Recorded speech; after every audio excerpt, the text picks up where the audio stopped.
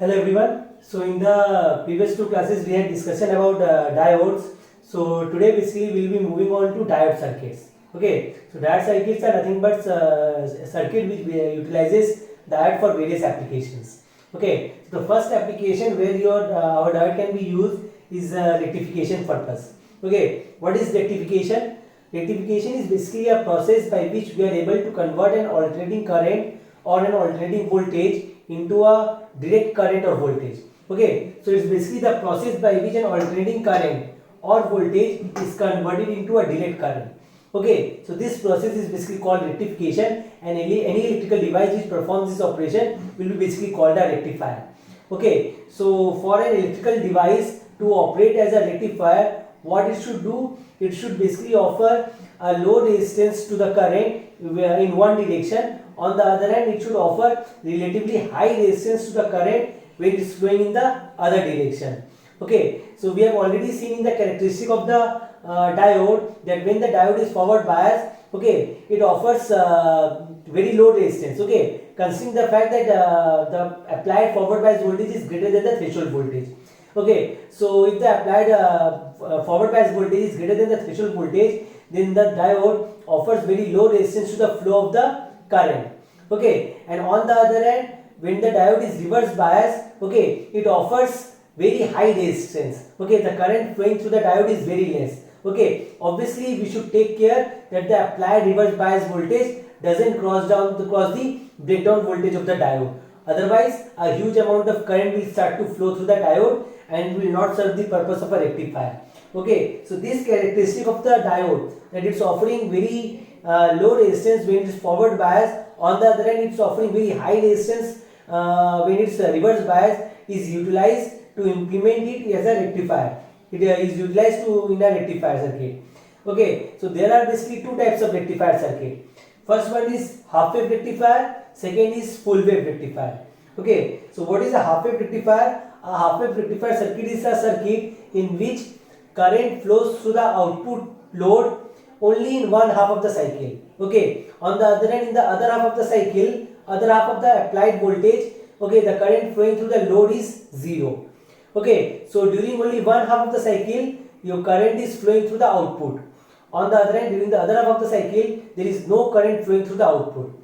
On the other hand, in case of a full wave rectified circuit, current flows through the load in both the half. Okay, and the direction of the current is same. Okay, because it's converting the alternating current into direct current. So as a result, the direction of the current at the output should be same in both the half cycle. Okay, so in case of full wave rectifier, current flows to the load in both the halves. Okay, so this is basically the classification of the rectifier circuit. First of all, we will be starting with the half wave rectifier. Okay, so as we have discussed, a half wave rectifier circuit is a circuit in which the current flows to the load only in one half of the cycle. In the other half of the cycle, the current flowing through the load is zero. So how can we implement a half wave rectifier? For the timing, let us consider the diode to be ideal. Okay, so half wave rectifier. So a half wave rectifier basically consists of an AC voltage source. Okay, so this is basically the applied alternating voltage connected in series with the diode and a load resistance. Okay, this is RL. This is the applied voltage V. Okay, where V is Vm sin omega t. Let us suppose consider the forward state resistance of the diode to be RF. Okay, this is the forward resistance of the diode. For the time being, we are neglecting the threshold voltage. Okay, we are neglecting the threshold voltage. We are assuming that there is no voltage drop across the diode. But obviously, in practical cases, there will be some voltage drop of V gamma across the diode, which is basically called the threshold voltage. Okay, in the previous class, we had seen that for a diode, V minus V gamma is equals to I into RF. Okay, so V gamma is basically the voltage drop across the diode, but for the timing we are ignoring it. So say suppose RF is the resistance of this particular diode, forward resistance. Okay, and when the diode is reverse biased, we are assuming that the current flowing through the diode is 0. Okay, there is no current flowing through the diode. Let us assume this for the time being. Okay, so this is the V is equals to Vm sin omega t. This is the applied voltage. Okay, so due to this applied voltage, sinusoidal current will flow in only one of the cycle. So suppose this is the applied voltage. If I draw the graph,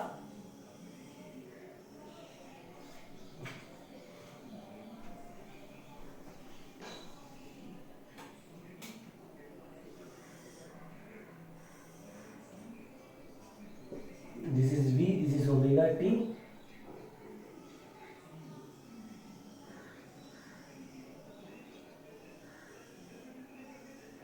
Let us just consider two cycles. Okay, so this is the variation of the applied voltage with respect to omega t. Okay, now what will happen during this half of the cycle? Okay, that means during positive half of the cycle, okay, this diode, okay, this diode will be forward bias. Okay, this diode will be forward bias. As a result, current I will start to flow through this load resistance RL. Okay, the magnitude of this current I will be given by V divided by RF plus RL. Okay, sorry, it's RF plus RL. So obviously the pattern of this current will be same as that of V because RF and RL are fixed. Okay, so if I draw the variation of the, if I draw the plot of the variation of the current I, it will follow the same path but with some change in magnitude due to the presence in this. So the maximum value of the applied voltage is Vm. On the other hand, the maximum value of the current flowing through the load resistance is Im, where Im is Vm by Rf plus RL. So this is the case during the positive half of the cycle. But during negative half of the cycle, okay, during negative half of the cycle, what happens? This diode becomes reverse bias. Okay, since this diode becomes reverse bias, it acts as an open circuit. Okay, now since the circuit is open, no current will flow through this diode, and as a result, no current will be able to flow through the load resistance. So for that reason, the load current, okay, let me represent it by IL. It is better to represent it by IL. So as a result, the load current during negative half of the cycle will be 0. Practically, it will not be 0. Okay, some reverse saturation current will be flowing through it. But for the timing, let us assume that the at the reverse bias state, this diode is open circuited. Okay, that means its resistance is very high, tending to infinity. Again, the cycle repeats itself. So again, during the positive half of the cycle,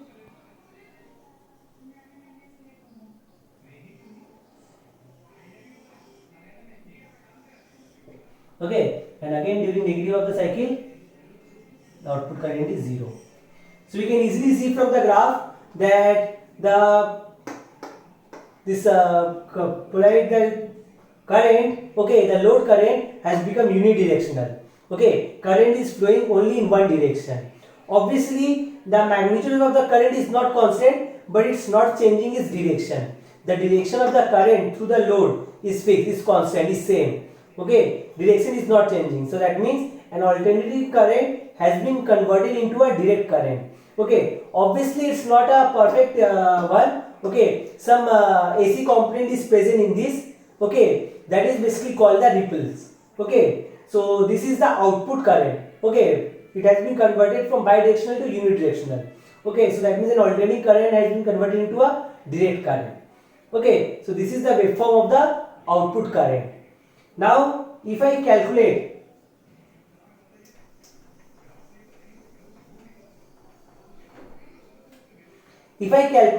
the average value of the output current,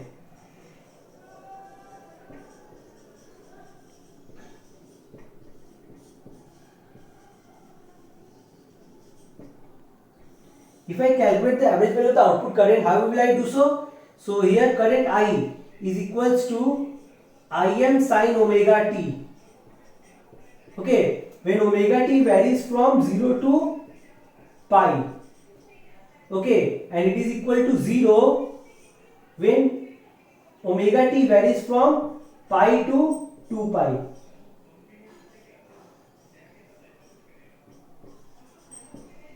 Okay, you can easily see it from this particular graph from 0 to omega. Okay, it's varying sinusoidally. Okay, but from pi to 2 pi, the output current is 0.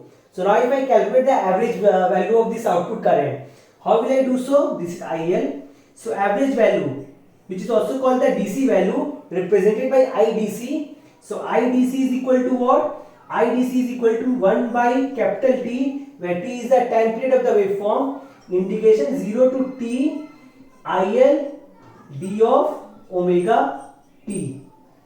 Okay, so now in our case, the time period is nothing but 2 pi. Okay, in our case, the time period is nothing but 2 pi.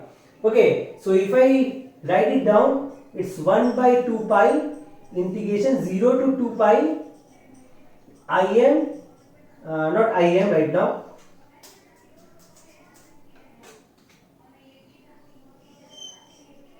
It's IL d of omega T. Okay, now IL from 0 to pi it's Im sin omega T, and from pi to pi it's simply 0. So different integral of 0 is 0. So what we can do is we can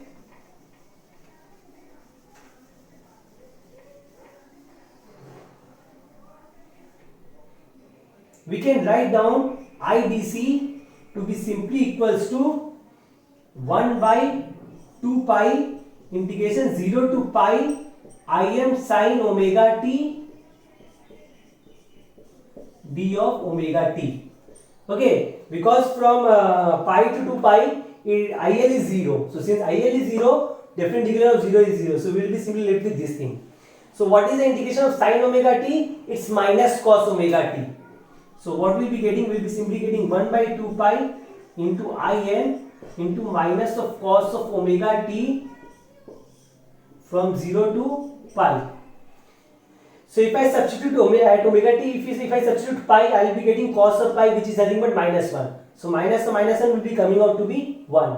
And if I substitute 0, we will be getting 1. So what we will be simply getting is, we will be simply getting 1 by 2 pi into Im into 2. So this 2 term is getting cancelled out, and we are simply left with Im by pi. So this is the average value or the DC value of the output load current. Okay, similarly, if I calculate the average value of the output voltage,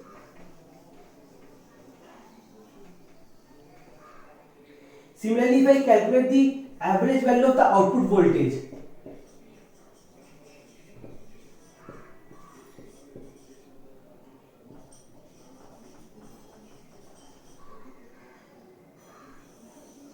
okay, it will be nothing but simply VDC is equals to 1 by 2 pi integration 0 to pi. Okay, VL d of omega T. Okay, from pi to 2 pi, since current flowing through the load is 0, so obviously the voltage across the load will be 0. Now what is VL? VL is nothing but I into R. Okay, according to Ohm's law, VL is nothing but I into R, or rather IL into R. So it will be coming out to be equal to RL by 2 pi integration 0 to pi Im sin omega T d of omega T. So how much it will be coming out to be? It will be simply coming out to be equals to, if I calculate, I will be getting Im into RL whole divided by pi. Okay, so this is the average value of the output voltage which we will be getting. Okay, similarly if I calculate the RMS value,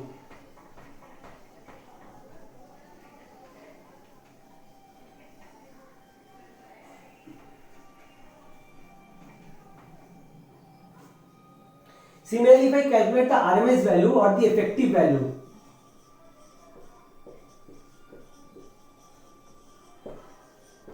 effective value of the output current, this effective value is also called the RMS value. Okay, so if I calculate the effective value or the RMS value of the output current, what we will be getting? We will be simply getting IRMS is equal to, okay, what is the expression for IRMS? It's 1 by T root over 1 by T integration 0 to T IL, sorry,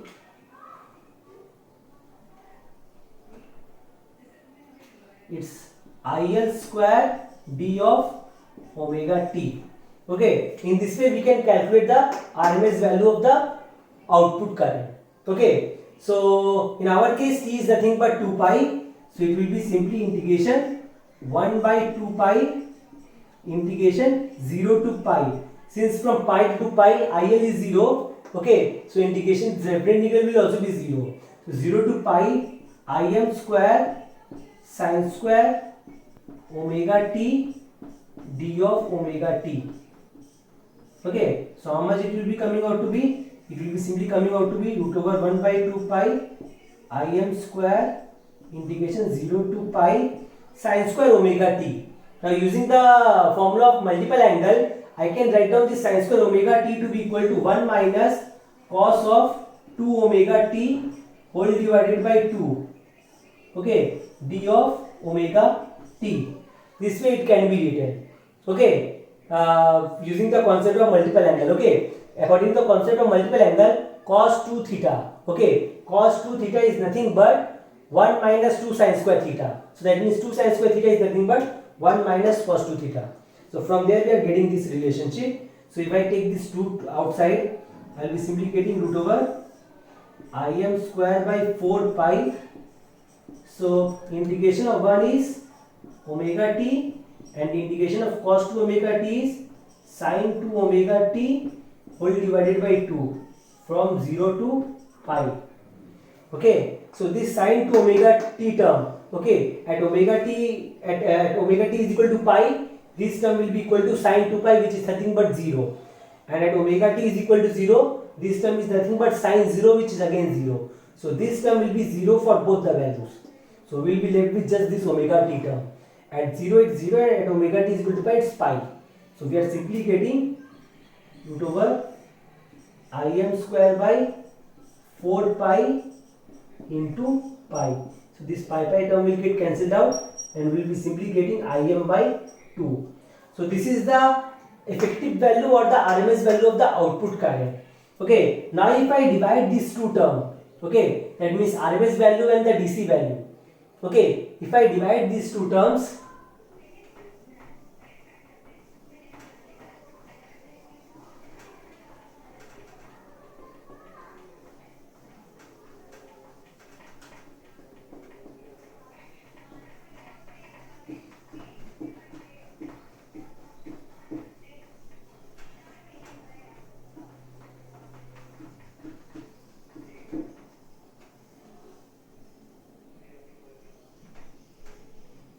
okay, so next comes form factor. What were the various values which we have got? We have got IDC to be equals to Im by pi. This was the value for the average value or the DC value of the output load current. Okay, output current. And IRMS. How much we got? We got IRMS to be equals to Im by 2. Okay, so this is the value of the average value, okay, or the DC value of the output current and RMS value of the load current. Okay, so now if I divide these two values, okay, what we will be getting? We will be getting a form factor. Okay, we will be getting nothing but a form factor. Okay, so how is your form factor defined?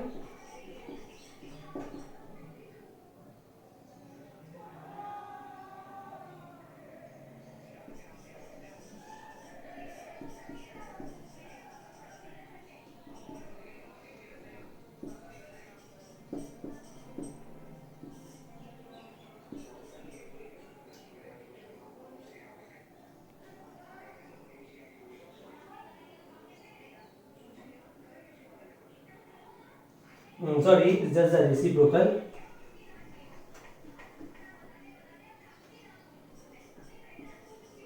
It's IRMS by IDC. So IRMS is how much? It's Im by 2 and IDC is what? It's nothing but Im by pi. So if I divide these two value, this Im term will get cancelled out and we'll be simply getting pi by 2. Okay, we'll be simply getting pi by 2, which will be nothing but something around 1.57. So this is the form factor of a half wave rectifier.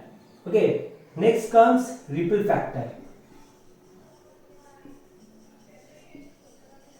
What is ripple factor? As we had said earlier, that although your rectifier circuit is converting a alternating current into a unidirectional current, okay, but it's not constant. Okay, there are ripples present in the output current. Okay, there are ripples present. Okay, so that means some AC component is superimposed upon the DC value in order to get the output load current. So the total output load current basically comprises of two parts. Okay, one is the DC part of the load current and another is the AC part of the load current. Okay, so there is basically some AC component superimposed on the DC component to get the output load current. It's not constant, it's basically a pulsating DC. Although we are getting a unidirectional output current, but it's not constant, there are some AC component as well present in it. So this I dash basically represents the AC component of the output load current. Okay, so the RMS value of this AC component, okay, RMS value of this AC component divided by the average value or the DC value, okay, of the output load current gives us the ripple factor. Okay, so the ripple factor gamma, okay, ripple factor gamma, okay, it's nothing but I dash RMS whole divided by IDC. Okay, so what is this I dash RMS? It's nothing but the RMS value of the AC component of the output load current. Okay, so it's the RMS value of the AC component. This is the AC component of the output load current. So it's the RMS value of the AC component, the output load current divided by the DC value or the average value of the output load current. Okay, so IDC, we have already calculated IDC. Okay, we have already done so. So IDC is nothing but Im by pi. And what about I dash RMS? Let us calculate that. I dash RMS. So I dash RMS is nothing but root over 1 by T integration 0 to T I dash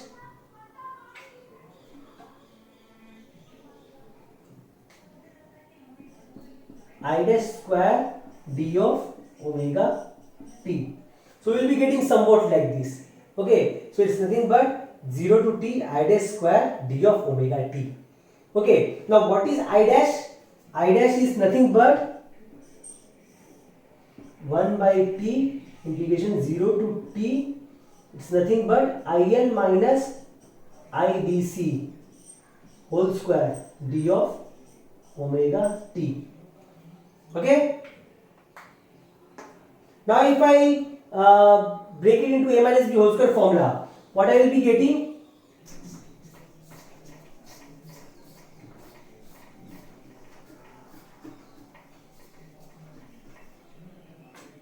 If I break it, I will be getting I dash RMS simply equals to root over 1 by T integration 0 to T IL square minus twice of IL into IDC plus IDC whole square into d of omega t.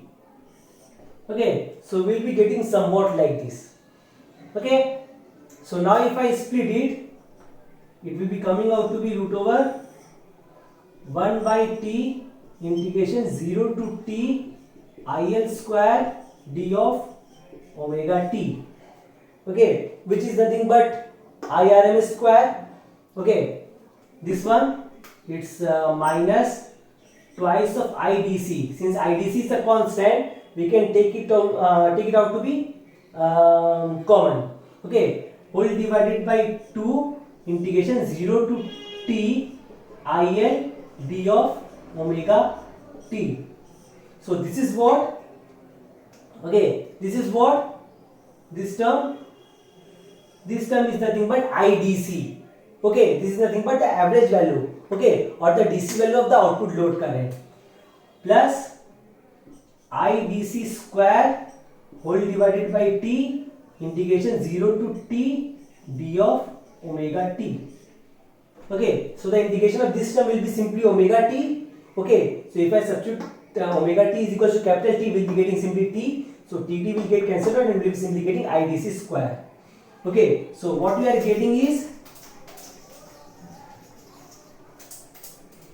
we are simply getting this I dash RMS to be equal to root over, this is I RMS square, this is minus twice of IDC into IDC, and this term will come out to be equal to capital T. So capital T will get cancelled out and it's plus IDC square.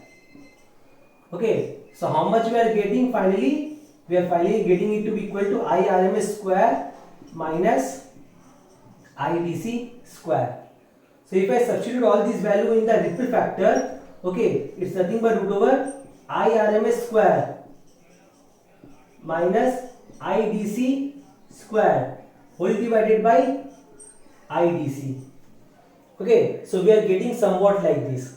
Now if I divide it, if I take this inside square root, it will become IDC whole square. Okay, so what we will be getting is, we will be simply getting it to be equal to root over I RMS by IDC whole square minus 1. Okay, so this is nothing but for a half wave rectifier, this is nothing but form, or rather just for any rectifier, this is nothing but form factor.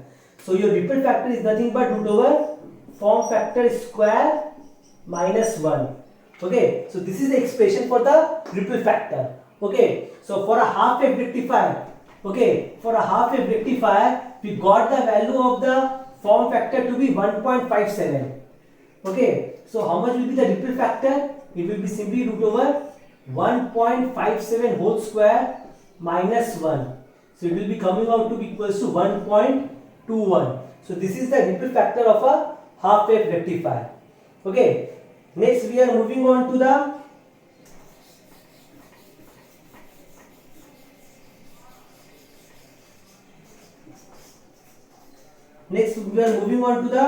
rectifier efficiency.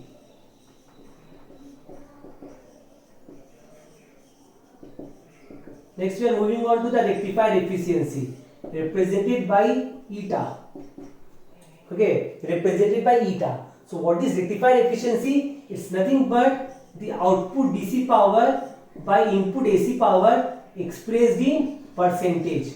So this is your rectifier efficiency. Output DC power by input AC power multiplied by 100. So what is your output DC power? Output DC power is nothing but IDC into RL. Okay, so this is the output DC power. And what is the input DC power? Sorry, it's I square, not just IDC, it's IDC square. And what is the input AC power? Input AC power is I RMS square multiplied by RF plus RL, and expressed in percentage, it's 100. Okay, so I RMS total resistance is basically RF plus RL. RF is the forward resistance of the diode. Okay, diode forward resistance, and RL is the load resistance. So the total resistance, if they are connected in series, total resistance will be RF plus RL. Okay, and the RMS value of the current flowing through it is I RMS. Okay, and output DC power is DC current square multiplied by load resistance, since we are just considering the output DC power. Okay, so this is the value. Okay, now IDC. IDC is how much? IDC is Im by pi whole square, and IRMS is Im by 2 whole square. Okay, multiplied by 1 divided by 1 plus RF by RL multiplied by 100. Okay, so this Im term will get cancelled out. Okay, and we will be simply left with 4 by pi square into 1 by 1 plus RF by RL multiplied by 100. Okay, so 4 by pi square into this will be coming out to be equal to 40.6 whole divided by 1 plus RF by RL. So obviously this denominator term will be greater than 1, because this resistance can never be negative. So this denominator term will be greater than 1. So as a result, the efficiency, the rectifier efficiency of a half wave rectifier cannot be greater than 40.6%. Okay, so the maximum rectifier efficiency in case of a half wave rectifier is 40.6% when this forward resistance is very much less, very small as compared to the load resistance. Okay, so this is the rectifier efficiency. Okay, next we are moving on to the transformer utilization factor.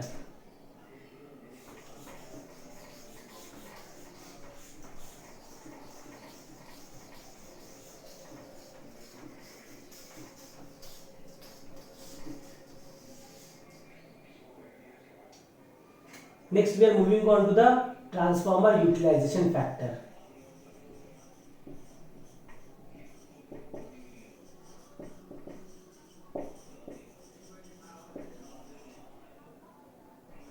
Okay,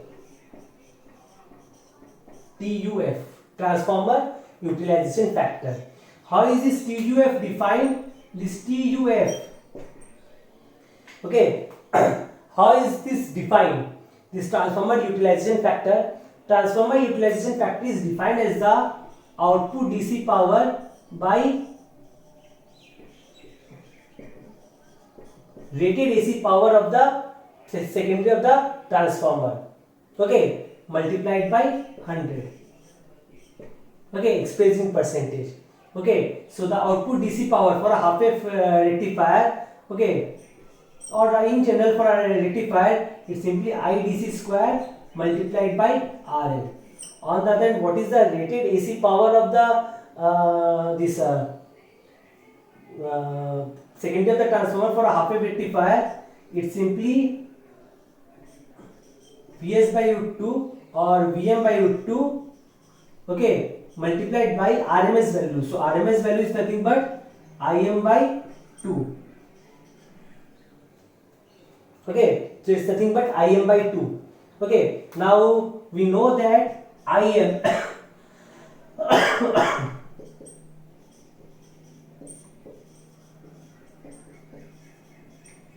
Im is nothing but Vm divided by Rf plus RL. So how much will be your Vm? Vm will be simply Im multiplied by Rf plus RL. Okay, obviously we have to express it in percentage, so we have to multiply it by 100.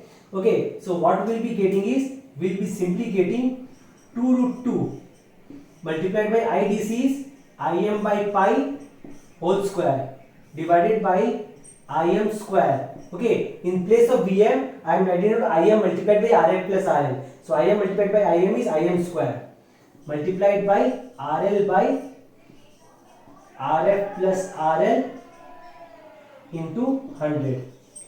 Okay, so this Im square term will get cancelled out and will be simply with 2 root 2 by pi square multiplied by 1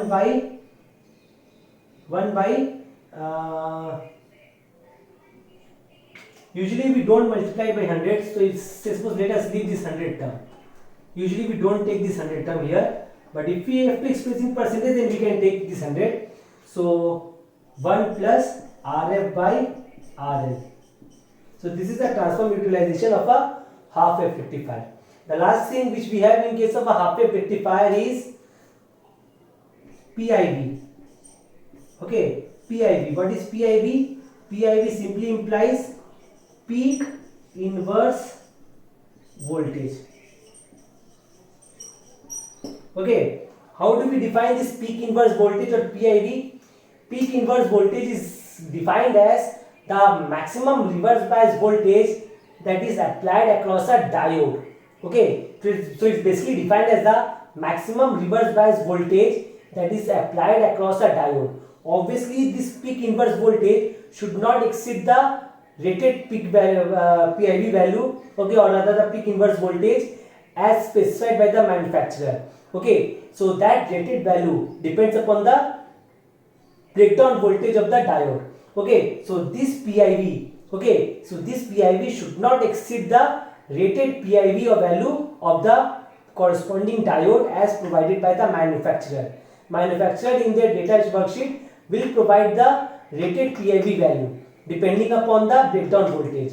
So this PIV is nothing but the maximum reverse bias voltage that can be applied across the diode. So in case of a half wave rectifier, the PIV value is Vm.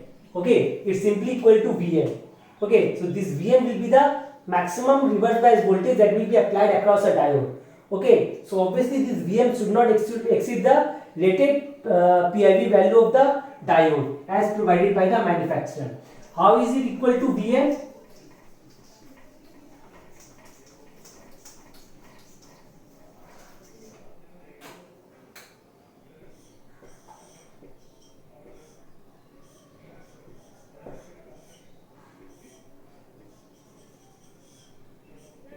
Let us suppose we are considering this one to be our reference potential. Okay, so at the time of reverse bias state, this will be minus, this will be plus, reverse bias. Okay, when the diode is reverse bias, so the current into this load is 0. Okay, so as a result the voltage drop across this load will be 0, so it will act as a short circuited path. Okay, so say suppose at any instant the voltage is V. Now since this is our reference point, so this will be 0 and this will be minus V. So what is the reverse bias voltage that is applied across the diode? The reverse bias voltage that is being applied across the diode is V. So what is the maximum possible value of this V? The maximum possible value of this V is Vm. V is given by Vm sin omega t. So the maximum possible value of this V is Vm. So as a result the peak inverse voltage of a half wave rectifier is Vm. So this value should not exceed the rated PIV of the diode. So this is all for today. In the next class we will be discussing about full wave rectifier. Thank you everyone.